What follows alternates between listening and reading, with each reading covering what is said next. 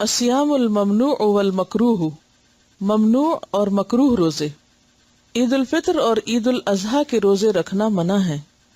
अन अबी उबैद रदियल्लाहु अन्हु क़ाला शहिदतुल ईद मअ उमर इब्न अल ख़त्ताब रदियल्लाहु अन्हु फ़क़ाला हाज़ानि यौमानि नहा रसूलुल्लाहि सल्लल्लाहु अलैहि वसल्लम अन सियामिहिमा यौम फित्रिकुम मिन सियामिकुम वल यौमुल आखर तअकुलून फीहि मिन नुसुकिकुम।